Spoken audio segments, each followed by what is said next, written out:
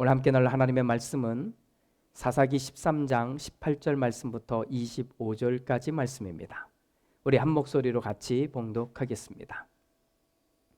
그러나 주님의 천사는 어찌하여 그렇게 자기의 이름을 묻느냐고 나무라면서 자기의 이름은 비밀이라고 하였다. 마노아는 새끼 염소 한 마리와 곡식 예물을 가져다가 바위 위에서 주님께 드렸다. 주님께서는 마노아와 그의 아내가 보고 있는 데서 신기한 일을 일으키셨다. 제단에서 불길이 하늘로 치솟자 주님의 천사가 제단의 불길을 타고 하늘로 올라갔다. 마노아와 그의 아내는 이것을 보고 얼굴을 땅에 대고 엎드렸다. 주님의 천사가 마노아와 그의 아내에게 다시 나타나지 않자 그제야 마노아는 비로소 그가 주님의 천사인 줄 알았다. 마노아는 아내에게 말하였다. 우리가 하나님을 보았으니 우리는 틀림없이 죽을 것이오. 그러자 그의 아내가 그에게 말하였다. 만일 주님께서 우리를 죽이려 하셨다면 우리의 손에서 번제물과 곡식 예물을 받지 않으셨을 것이며 또 우리에게 이런 모든 일을 보이거나 이런 말씀을 하시지도 않으셨을 겁니다. 그 여인이 아들을 낳고서 이름을 삼손이라 하였다. 그 아이는 주님께서 내리시는 복을 받으면서 잘 자랐다. 그가 소라와 에스다올 사이에 있는 마하네단에 있을 때에 주님의 영이 처음으로 그에게 내렸다. 아멘.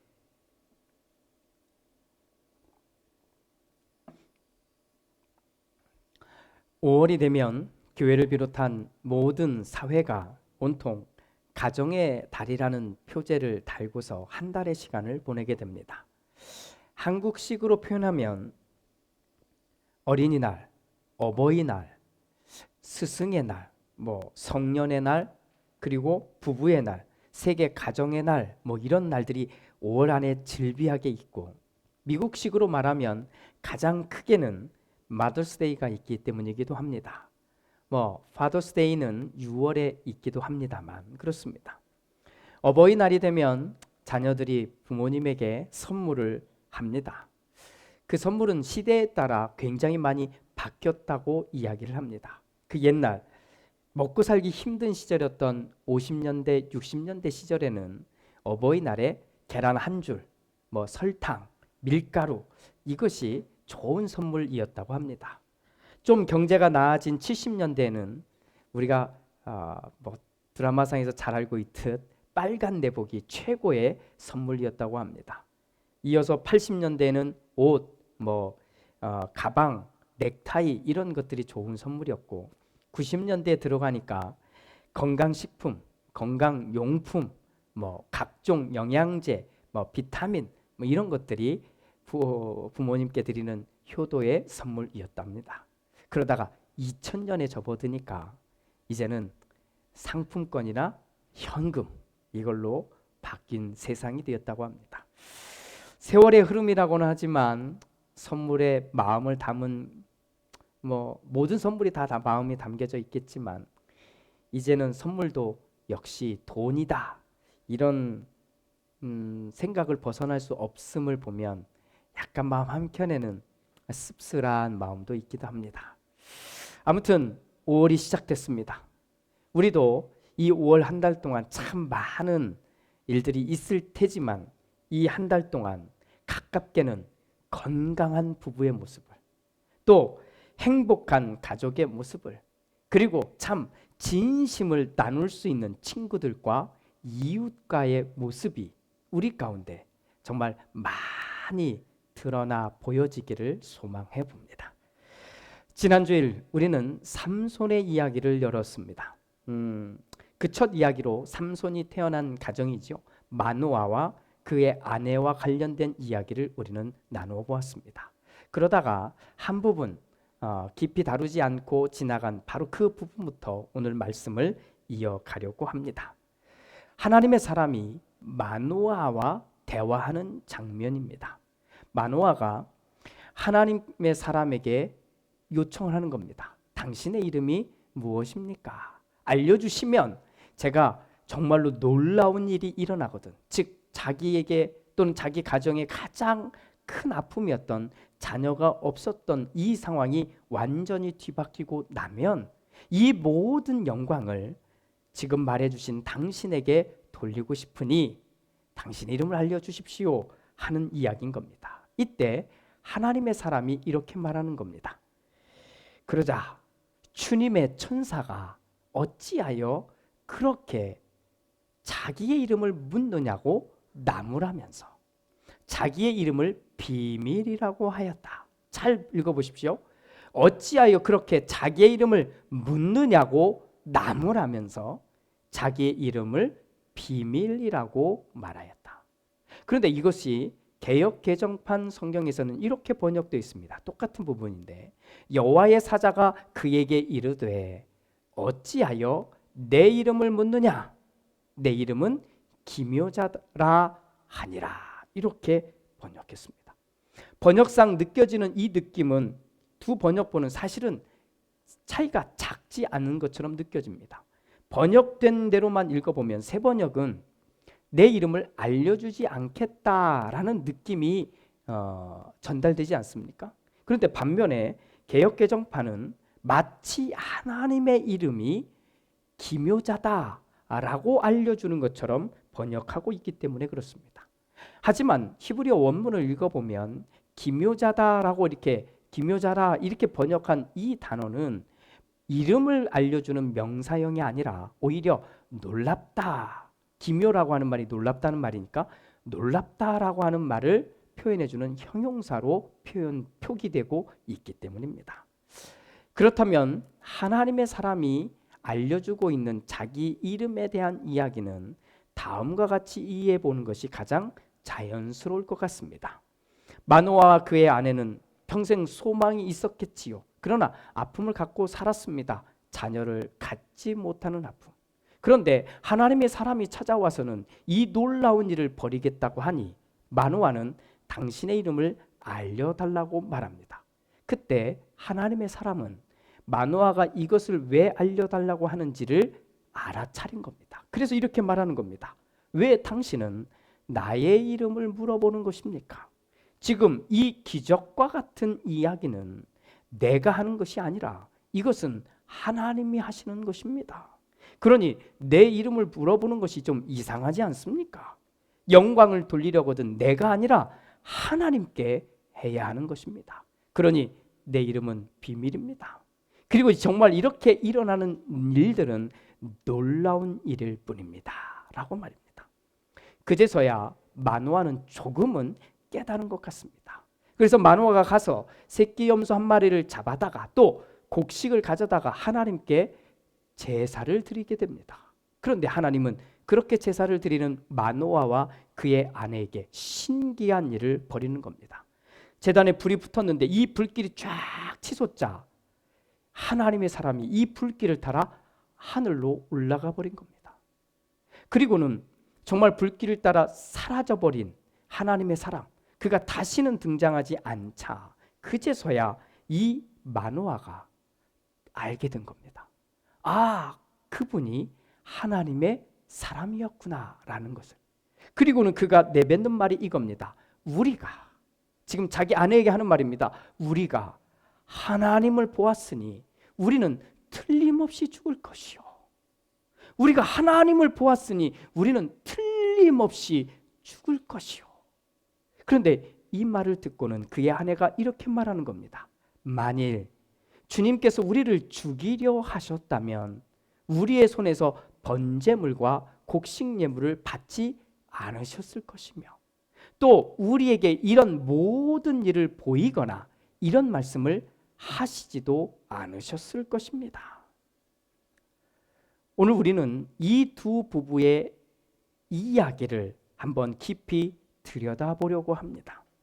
그래서 저는 오늘의 말씀을 이해하는 것을 돕기 위해서 이 두 사람의 캐릭터를 다음과 같이 설정해 보았습니다. 조금 극단적으로 설정해 본 것이지만 오늘 말씀을 이해하기 위해서 돕는 것이라 그렇게 생각하시면 좋을 것 같습니다. 먼저 남편 마노아입니다. 이 사람은 하나님을 믿는 사람입니다. 그리고 당연히 그 시대에 모든 다른 남자들처럼 가부장적인 삶을 살았다고 말할 수 있습니다. 그런데 믿음이 강했기 때문일까요? 그는 맹목적인 신앙을 가지고 살았다고 볼 수 있습니다.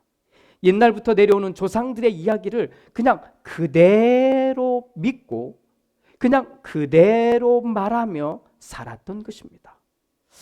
그냥 조상들이 그랬다고 하니까 의심 없이 그냥 사는 겁니다. 그래서 이런 말을 쉽게 꺼내드는 겁니다. 여보, 우리가 하나님을 보았으니 우리는 틀림없이 죽을 것이고 라고 말입니다. 우리가 하나님을 보았으니 우리는 죽을 거예요 라고 말입니다.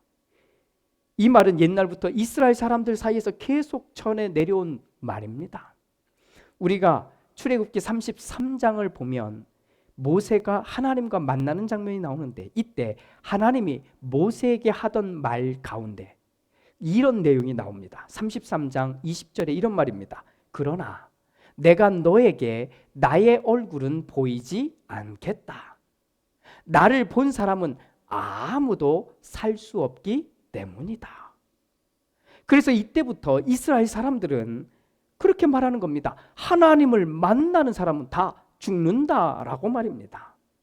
그런데 실제로 그랬을까요? 아닙니다.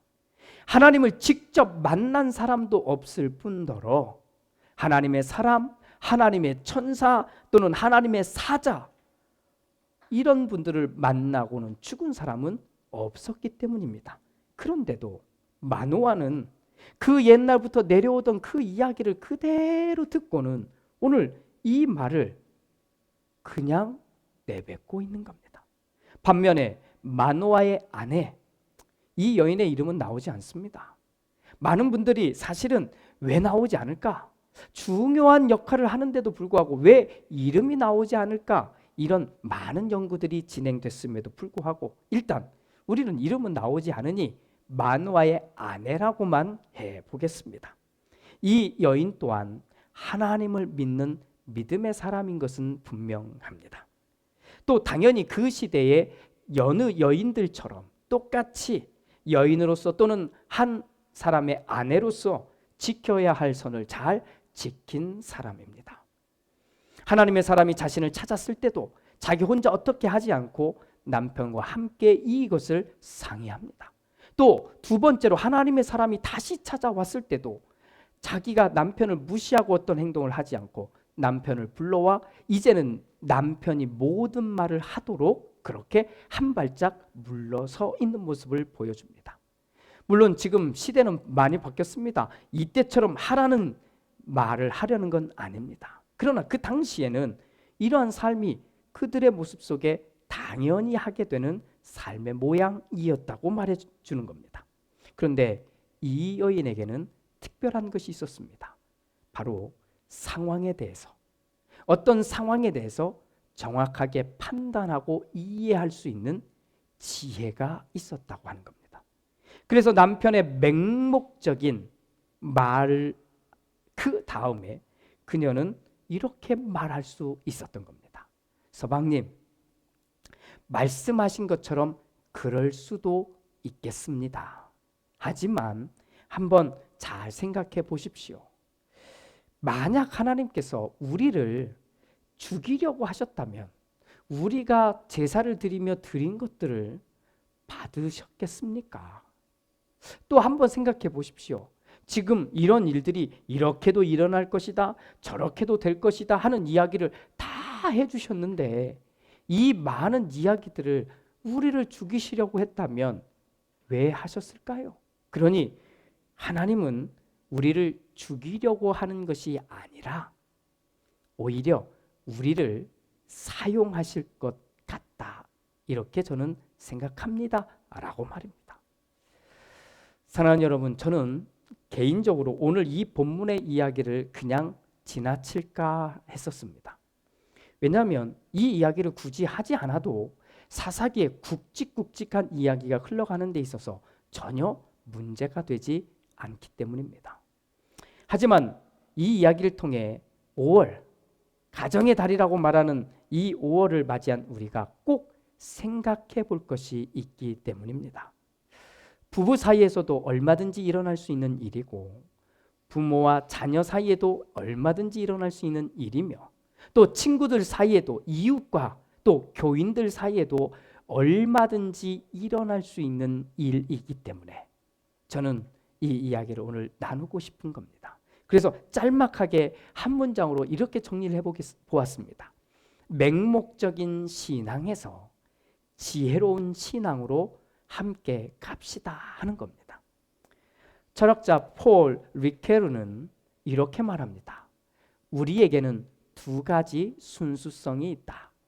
첫 번째는 맹목적 순수성으로 본인은 행복하지만 이들은 외부와 전혀 소통하지 않는다. 이것을 타개하려면 반동적 충격이 필요하다. 자신의 순수한 신앙 고백과 함께 주어진 교리들을 의심하고 회의하는 단계가 필요하다. 여기에서 많은 사람들이 고꾸라지기도 하지만 이 단계를 거쳐 다시 십자가를 마주하는 단계가 바로 두 번째 순수성이다. 맞습니다. 마노아는 맹목적 순수성을 가진 인물입니다. 앞서 이야기한 철학자 이야기는 한 사람이 하나의 순수성에서 다른 순수성으로 가라는 이야기이지만 저는 오늘 두 사람을 좀 나누어서 보려고 하는 겁니다. 마노아, 그는 맹목적 순수성을 가지고 있는 사람입니다. 이렇듯 맹목적인 이 신앙을 가지고 있는 사람들은 본인은 행복할지 모릅니다.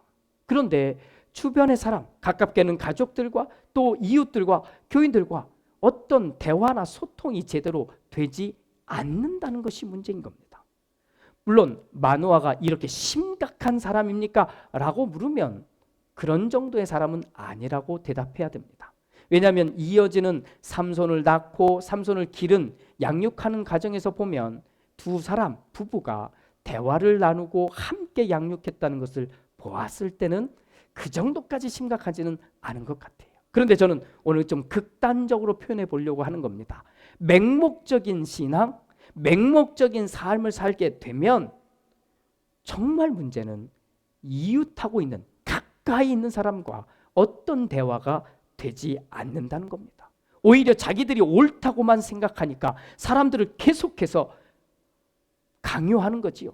이래라 저래라, 이래야 한다 저래야 한다 라고 말하면서 심판하고 정죄하고 문제시 삼게 되는 모습인 겁니다. 이렇듯 폭력 아닌 폭력을 사용하게 되는 거지요. 그러니 이런 사람들과는 대화, 소통 불가능해진다는 겁니다. 반면에 저는 개인적으로 마노아의 아내는 두 번째 순수성을 가진 사람으로 보고 싶습니다. 무조건 의심하라는 게 아닙니다. 적어도 생각하고 또 생각하라는 거예요. 생각하고 판단하면서 무조건 따라가는 것이 아니라 내가 정말 이것을 믿는지, 나도 정말 이렇게 이해하는 것이 맞는지를 한번 되물어 가자는 겁니다. 물론 이렇게 하다가 고꾸라지는 사람들이 있을 수 있습니다. 하지만 우리는 믿음의 이 순수성을 온전히 유지하려면 우리 안에 있는 불순물들을 하나씩 하나씩 빼내는 작업이, 그런 몸부림이 사실은 우리 가운데 필요하기 때문입니다. 이것을 위해 우리는 생각하고 또 생각하고 의심하고 또 의심해 가면서 진짜 내가 말하는 진리가 참 진리인지 우리는 묻고 찾고 또 그렇게 발견해야 하는 것입니다. 지금 마노아의 아내가 남편에게 하는 말이 바로 그런 내용인 겁니다. 누구라도 당연히 마노아처럼 생각할 그 상황 속에 마노아의 아내는 정확하게 지혜롭게 이 상황을 보고 있었던 겁니다. 사랑하는 여러분, 5월을 앞에 두고 준비하면서 제가 많이 떠올린 단어들이 있습니다. 부부, 자녀, 가정, 친구, 이웃, 교우, 교회, 이런 단어들입니다. 다 하나의 공동체 같은 사람들 아닙니까? 적어도 함께 살아가려고 애쓰는 한 자리에 있는 사람들이기 때문입니다. 그런데 부부 사이에서, 가족 안에서, 이 모든 관계들 속에서 저는 여러분들에게 한 가지를 요청합니다. 바로 그 모든 사이에 여러분이 지혜로운 사람이 되십시오.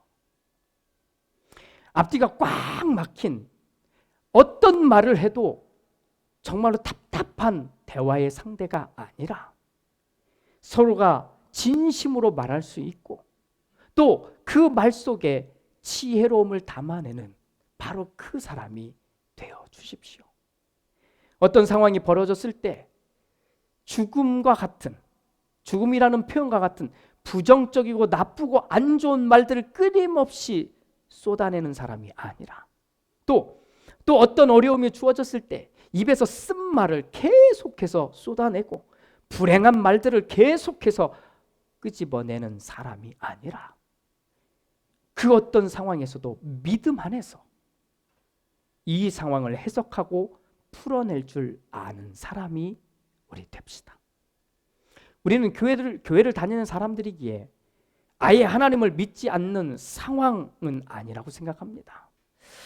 분명한 것은 하나님을 믿는다고 말은 하는데 그런데 삶의 어느 자리에서도 누구를 만나도 같이 있어도 하나님을 믿는 사람의 모습이 하나도 보이지 않을 때 하나님을 믿는 사람으로서 말하는 그 말이 한마디도 나오지 않을 바로 그때 이것은 아주 심각한 문제일 수밖에 없습니다. 부부가 무슨 말을 해도 어떤 대화 속에도 하나님을 찾을 수 없다면 자녀와의 대화 속에도 하나님의 이야기를 단 한마디도 찾아낼 수 없다면 매번 하나님 얘기를 하라는 얘기가 아닙니다. 그런데 어디를 찾아봐도 찾을 수 없다면 친구들과 이야기하는 속에도 이웃과 가까운 사람과 모여 앉아서 정말 즐거운 시간을 보낸다고 하는 그 자리에도 어떤 순간에도 하나님에 대한 이야기가 한마디도 찾아낼 수 없다면 바로 그때가 심각한 것이라고 말하는 겁니다. 한편 하나님을 믿는다고 말하면서 그리고 우리 안에 맹목적인 신앙일지라도 순수함을 가지고 있는 그 모습 속에서 우리가 발견해야 될 것이 있는 겁니다. 그것을 저는 요청하는 것인데 바로 그것이 마노아처럼이 아니라 마노아의 아내처럼 이 여인처럼 이름도 없이 등장했다가 이름도 없이 사라지지만 우리는 지혜로운 사람이 되어야 하는 겁니다. 남편에게 아내가, 아내에게 남편이, 부모가 자녀에게, 자녀가 부모에게, 또 친구에게 내가, 이웃들에게 우리가 지혜로운 바로 그 사람이 됩시다. 사랑하는 여러분, 5월이라는 시간 속에 우리는 선물을 주고받을 겁니다. 그런데 선물을 주고받는 것 이상으로 우리가 생각하고 고민하고 결정해야 할 부분이 바로 이 부분인 겁니다. 우리 서로에게 맹목적인 사랑을 요구하거나 아니면 맹목적인 무조건 이렇게 하라는 것을 요구하는 행동을 요구하는 존재가 아니라 우리 서로에게 꼭 필요한 지혜로운 사람이 됩시다. 맹목적인 마노아에게 지혜로운 그의 아내가 있듯이 말입니다. 할렐루야. 기도합니다. 주님, 오늘 한 부부의 이야기를 읽으며 위안을 받습니다. 둘 다 안타까운 삶이었다면 아마도 이 이야기는 다르게 흘러갔을 것 같은데 그래도 둘 중에 하나라도 지혜로운 사람이었기에 하나님은 이 사람들의 삶을 통해 하나님의 일을 이루어 가셨음을 보게 됩니다. 주님, 우리가 사는 많은 공간 속에 또 관계 속에 어쩌면 순수하지만 답답하고 맹종하는, 맹신하는 그러한 모습이 있을지 모르겠습니다. 그러나 그 곁에 오늘 이 말씀을 나눈 우리를 곁에 두시옵소서. 그리고 우리를 통해서 정말로 지혜로운 선택이 무엇인지, 정말로 지혜롭게 살아가는 것이 무엇인지를 함께 알아가고, 그렇게 더불어 하나님 안에서 정말로 서로에게 기쁨과 감사와 그리고 희망과 축복을 전해줄 수 있는 우리 믿음의 사람들의 관계, 또 믿음의 사람들의 가정, 또 믿음의 사람들의 모임들이 다 되게 하여 주시옵소서. 예수님의 이름으로 기도드립니다. 아멘.